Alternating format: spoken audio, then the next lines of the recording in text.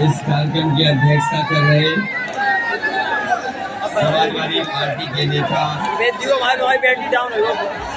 आदरणीय जय सिंह कश्यप जी, मंच पर उपस्थित आदरणीय कालीचंद प्रोफेसर साहब, आदरणीय बलवीर सिंह दद्दा जी, पार्टी के हमारे वरिष्ठ प्रदेश सचिव महाराज सिंह साकू जी, निखिल कथरिया जी, मोहम्मद नबी, मनोज गुप्ता, रजनीश मिश्रा, राजकिशोर पटेल जी, रणवीर सिंह प्रधान जी, सुरेश सिंह प्रधान, सुरेश यादव, देवेंद्र गार, जगवीर सिंह जाटव, हेलो, सतीश सिंह यादव जिंदाबाद, जिंदाबाद, जिंदाबाद, सैया जिंदाबाद, जिंदाबाद, मंच पे जाना हुआ है,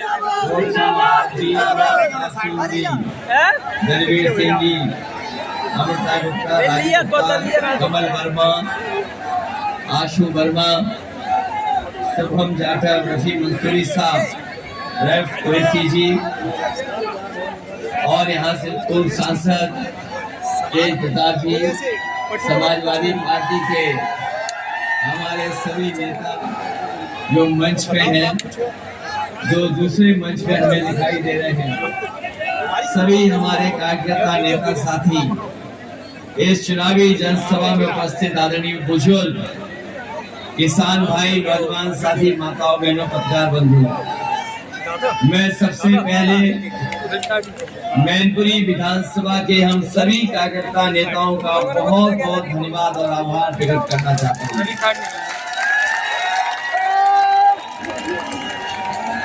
ये 2024 के लोकसभा का चुनाव, ये चुनाव न केवल हमारा आपका चुनाव है, बल्कि आने वाली पीढ़ियों का चुनाव है। जिस तरीके से कभी समुद्र मंथन हुआ था, उसी तरीके से ये 2024 संविधान मंथन का चुनाव है। एक तरफ वो लोग हैं जो संविधान को खत्म करना चाहते हैं, संविधान को बदलना चाहते हैं, संविधान के भक्षक हैं।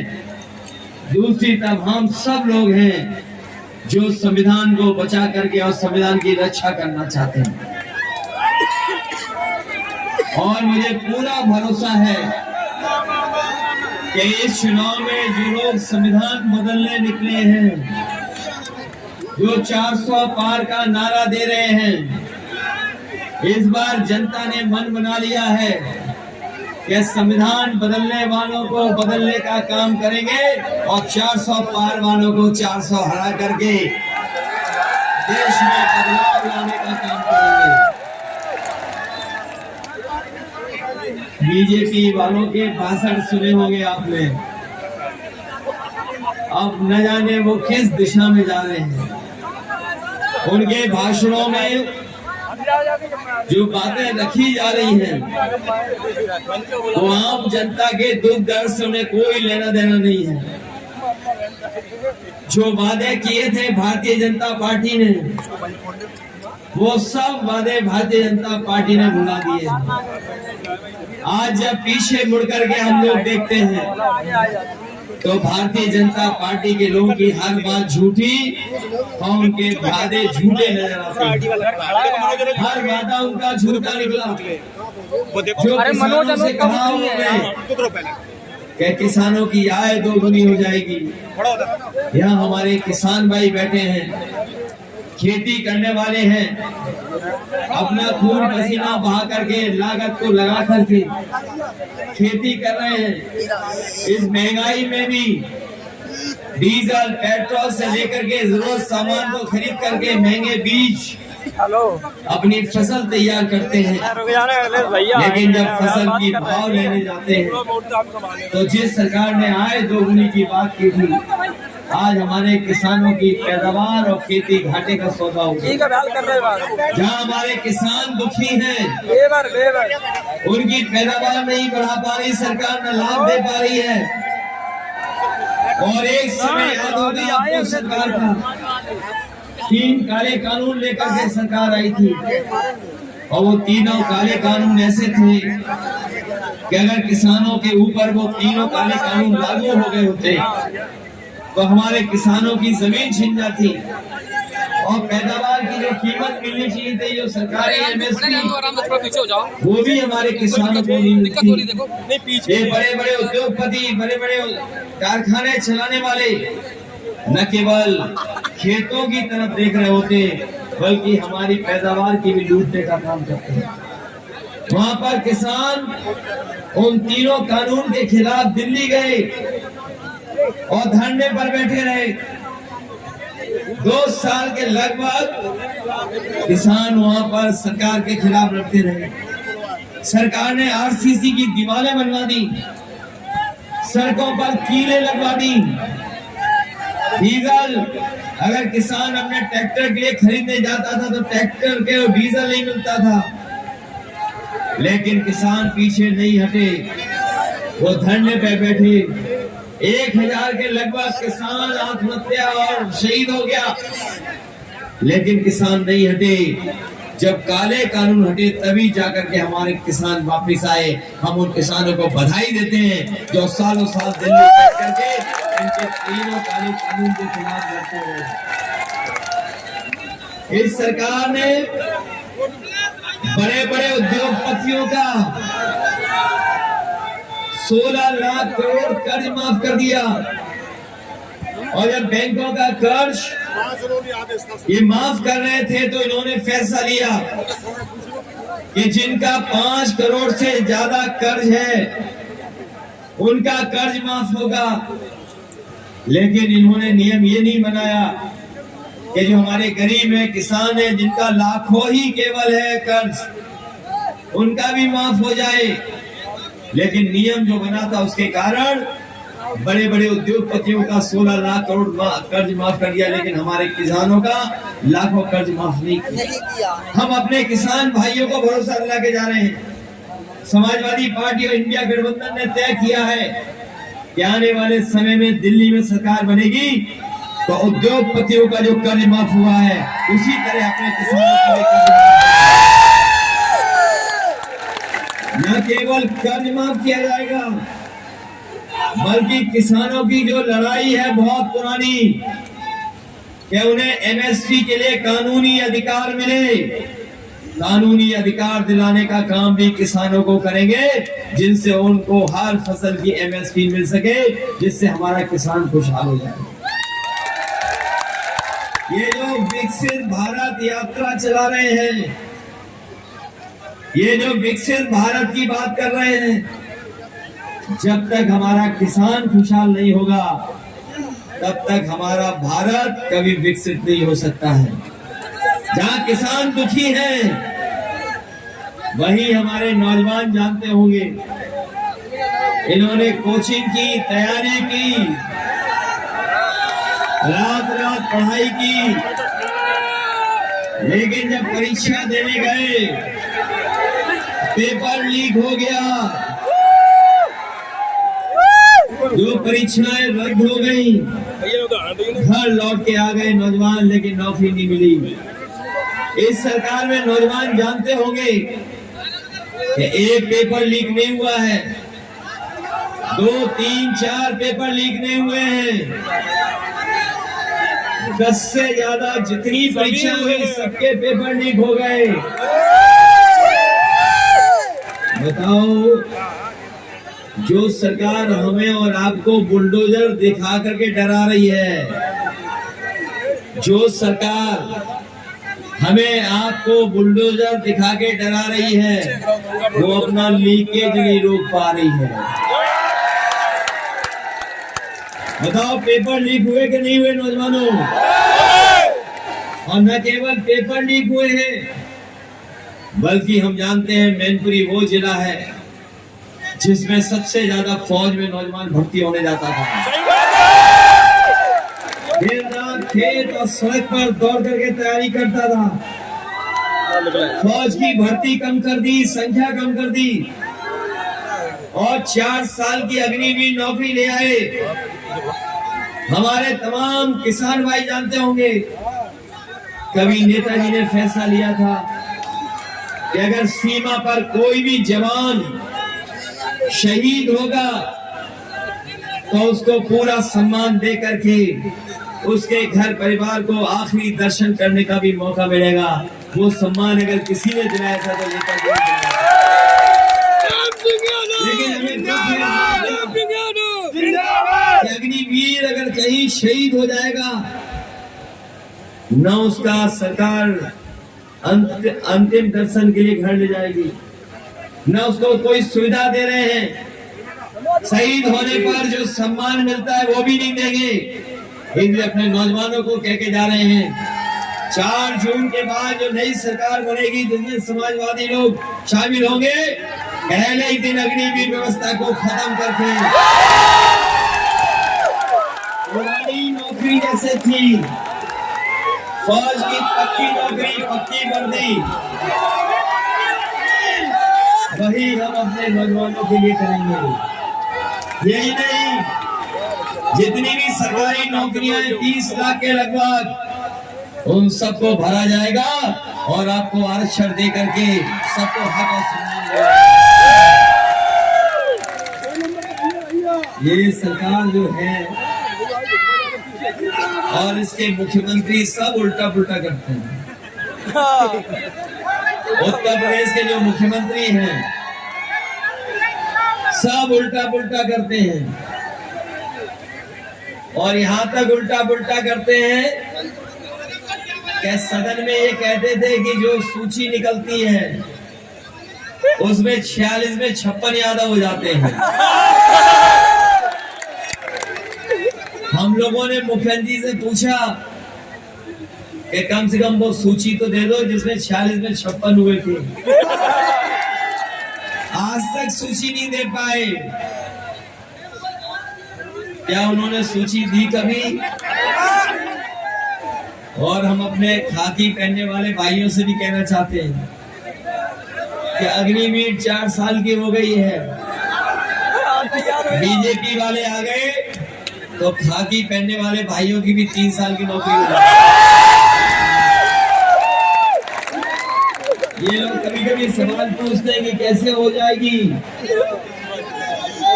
मैं इनसे पूछता हूँ, बताओ आपको क्या अग्निवीर पता था क्या? क्या अग्निवीर की नौकरी 4 साल की हो जाएगी किसी नौजवान को पता था क्या? क्या किसी नौजवान को ये पता था कि हवाई जहाज भेज देगी सरकार, एयरपोर्ट भेज देगी? क्या किसी को पता था?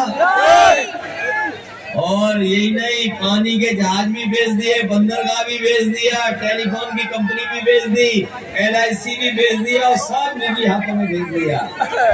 किसी को पता था? GST लागू करके महंगाई कर देंगे, व्यापारियों को बर्बाद कर देंगे, क्या किसी को पता था?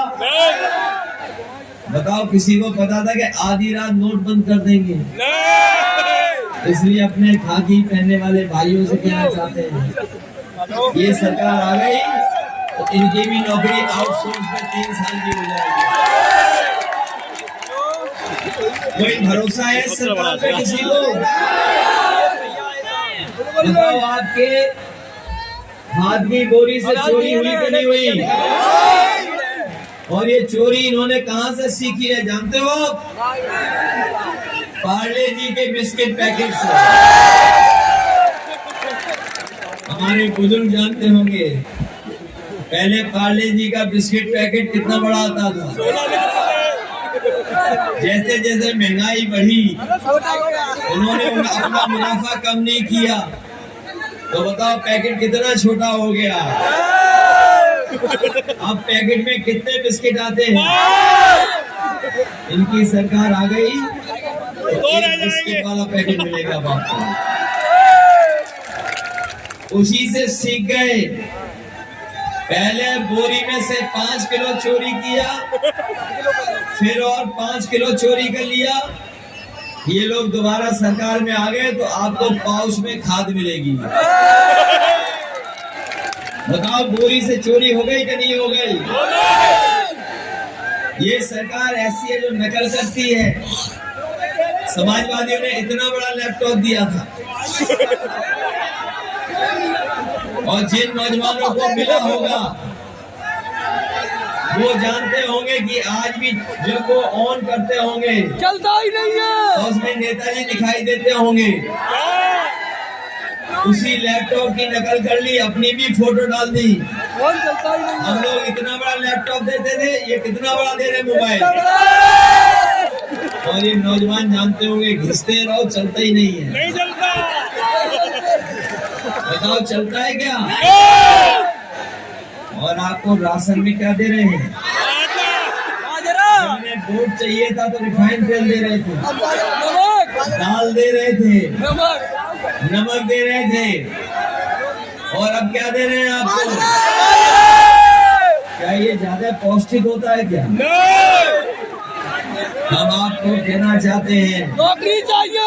समाजवादी सरकार बनेगी तो राशन को गुणवत्ता के साथ साथ, और जिस तरीके से आपने बाजार में देखा होगा कि पैकेज आटा मिलने लगा है, बड़े बड़े संपन्न लोग गुणवत्ता के साथ पौष्टिक आटा भी ले रहे हैं पैकेट में।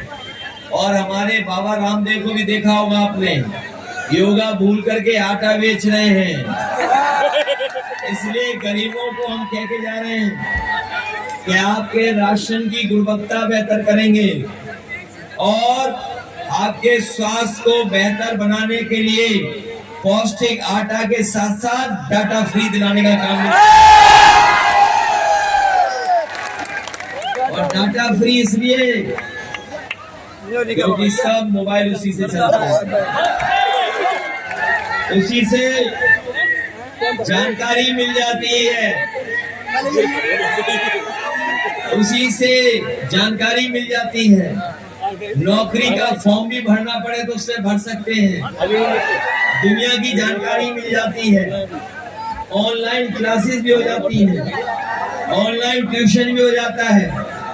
और आपको याद होगा जिस समय कोरोना था, गरीब परिवार के बच्चों का 1 साल 2 साल खराब हो गया, लेकिन संपन्न लोगों के पास अच्छा मोबाइल था, लैपटॉप था, डाटा था, इसलिए उनके किसी बच्चे का साल नहीं खराब हुआ।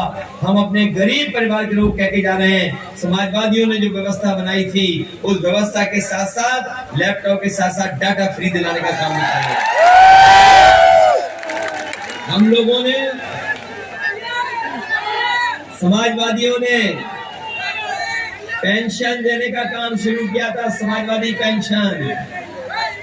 इस बार इंडिया गठबंधन ने तय किया है कि हमारे गरीब परिवार की माताएं बहनें हैं, वो आर्थिक रूप से बहुत कमजोर हो जाती हैं, घर परिवार वो ही चलाती हैं, इसलिए खजाने का कितना भी पैसा खर्च हो जाए, अपनी माताओं बहनों को लखपति बनाने का 1 लाख की पेंशन साल की देने का काम आपके इंडिया का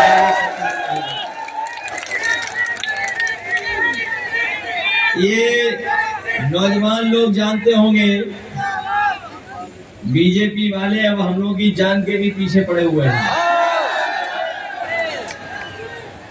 जब वैक्सीन लगने का समय आया, सबके वैक्सीन लगवा दी कि नहीं लगवा दी?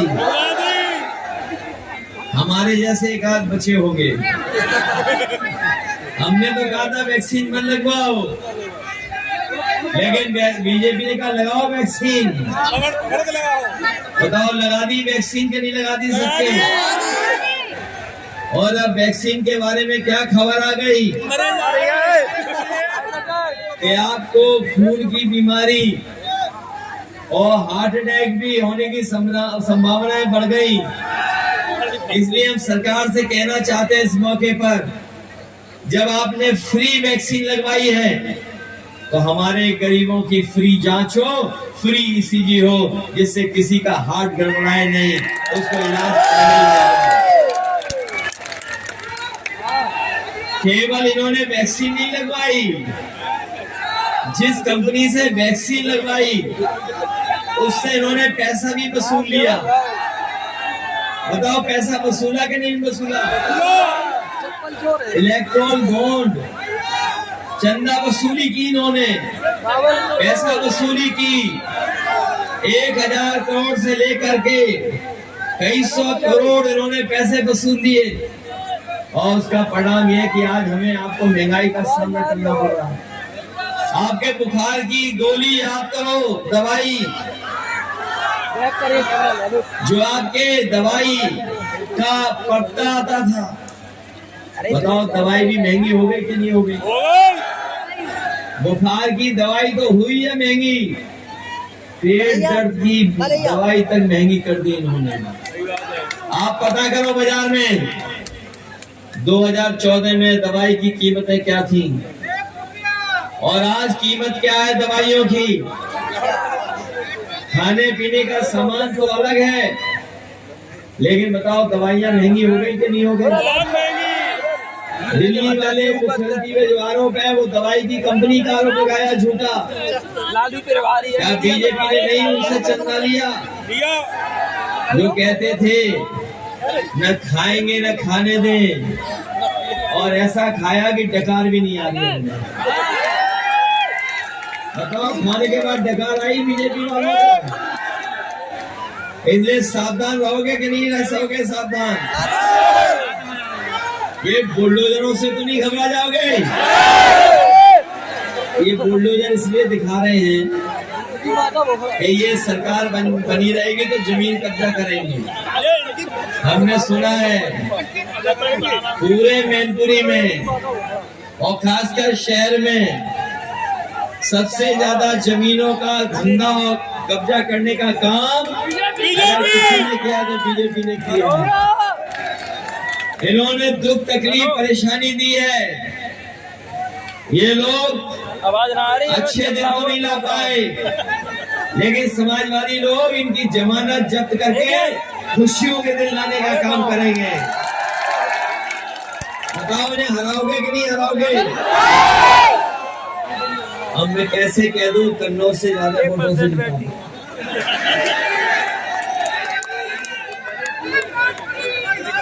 अब जब आपने मन ही बना लिया कि हमसे ज्यादा जिताओगे तो जिताओ।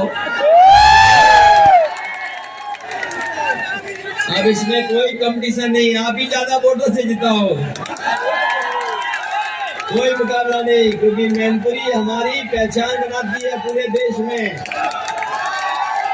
और मैनपुरी की पहचान अलग है। जो नेताजी ने पहचान बनाई मैनपुरी की, उस पहचान को खोना नहीं है।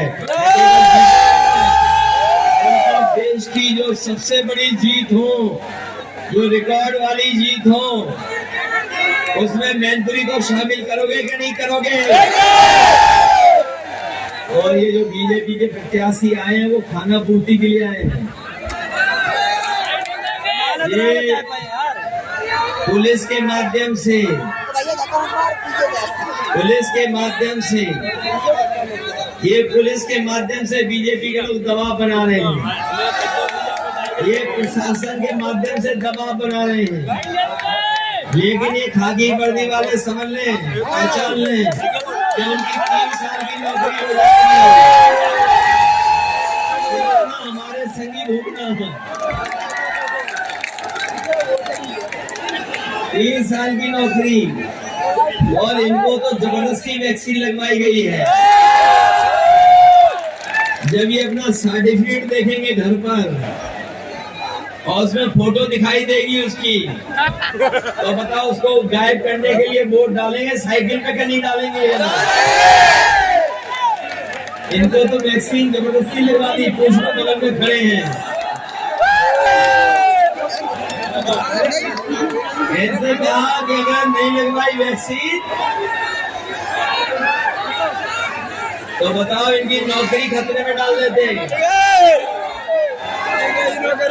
ये जो नई भर्ती की है बीजेपी ने, जिनसे हमें खेत बचाने पड़ रहे हैं, हमें खेत बचाने पड़ रहे हैं, ये खेत बचाने पड़ रहे हैं और सड़कों पे भी वो ट्रैफिक का इंतजाम देख रहे हैं।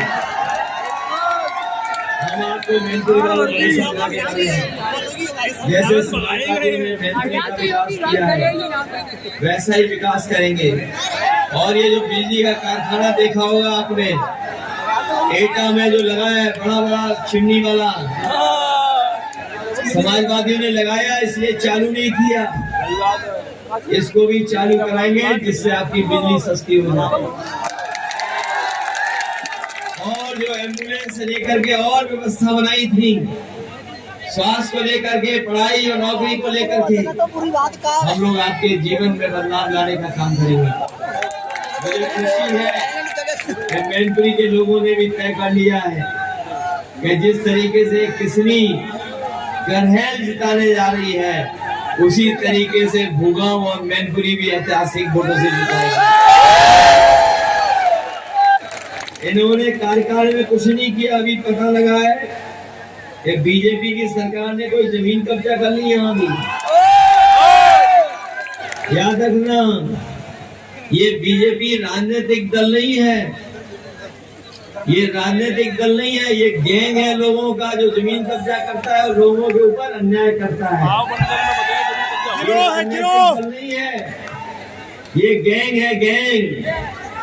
और देश के जितने भी भ्रष्टाचारी हैं और माफिया हैं, उन सबको बीजेपी ने अपनी गोदाम बना करके रख लिया है। इसलिए आप सब लोग मदद करना, क्योंकि ये चुनाव लोकतंत्र को बचाने का है। बाबा साहब भीमराव अम्बेडकर का संविधान बचाने का है।